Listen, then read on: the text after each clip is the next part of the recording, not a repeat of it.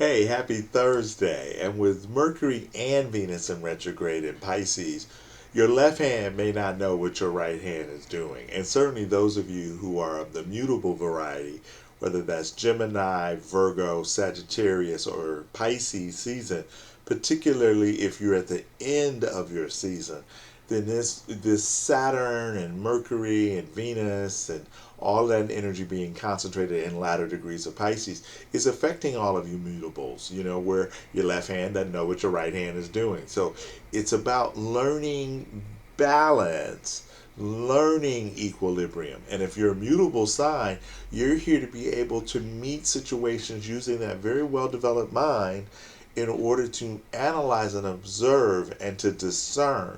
If you're Gemini, you're discerning on top of your discerning. You're like curious about your curiosity.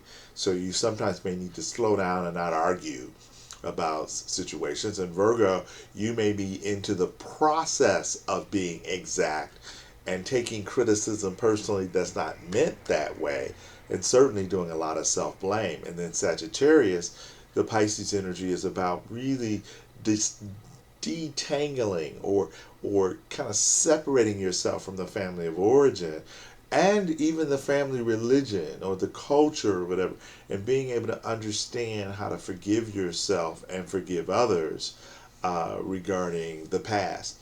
And then Pisces, oh, all eyes are on you. So just know that the self awareness can be a little bit too much. So the fish may want to swim away. But pause, breathe, and really figure out what you believe. And know, Pisces, that the disunity can be solved or resolved by just bringing yourself back into unity, those original rooted or source beliefs. And then the rest of us, let's go backwards. The fixed signs of Taurus, Leo, Scorpio, and Aquarius. This Piscean energy, Pisces Aries, because Neptune just went into Aries. Well, let's start with the fire sign, Leo. You're definitely learning to surrender to the mysteries of why people get together in the first place.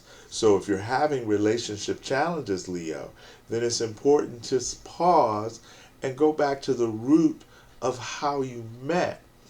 You know what they say, it's cheaper to keep her, right? But actually I prefer that what you did to secure the partnership, let's reevaluate, and let's reconnect and reunite. Let's restore by going back to the beginning. And then Scorpio, this Pisces is energy, is about you serving from the heart, not from the ego, not from your defensiveness, not from your suspiciousness, not from the W's of wanting and worrying and waiting and watching, but just giving freely. Because that's what Pisces has over you, Scorpio, is a love of humility. Yeah. Aquarius, this is about what do you value. Yes, you can fit in anywhere, Aquarius. It's the question is, do you want to?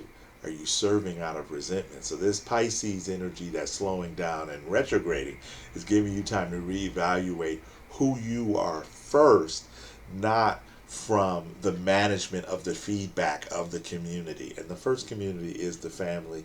It is the interpersonal relationships. 1 + 1 = 3, Aquarius. So what kind of relationship couple are you?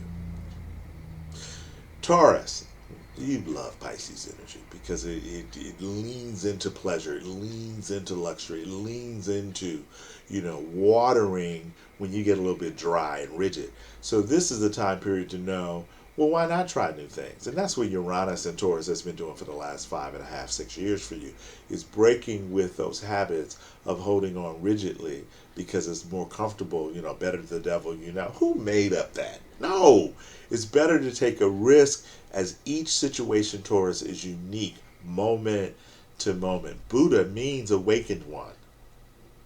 Okay. The cardinal signs, Aries, Cancer, Libra, Capricorn. Well, I just had this revelation today, and I've been reading tarot cards for decades, that the aces are gifts or the hands of God. If you recognize the Ace of Wands, Ace of Cups, Ace of Swords, Ace of Pentacles, they all in the Rider-Waite deck have this disincarnate hand. offering that. So it is this sense of coming from the realm of cosmic consciousness. Well, the Aries Ace of Wands, with all this energy in Pisces, the gift is from you being able to surrender and not think you have to get everything going all the effing time, Aries. That you pause and you bring in to other people that there's a patience, not one of your strong suits. And it's not because the antidote for impatience is patience. Yeah, it ain't that deep, y'all. And so, and Mars still hasn't covered new ground. That won't happen until about May 6th or 7th. So just know you may be retracing steps from last September, October, Aries. Cancer, oh God, you love Pisces energy. It gives you this bigger picture, this cosmic family, this wanting to travel back, the kind of going to Mecca or El Camino, or you just got it going on, Cancer. And so this reevaluation is about you knowing when others are ready for your intimacy. Not everybody's ready for your jelly. So, create the space. Take a walk, like Jill Scott. Take a long walk with someone, or with yourself, even, Cancer.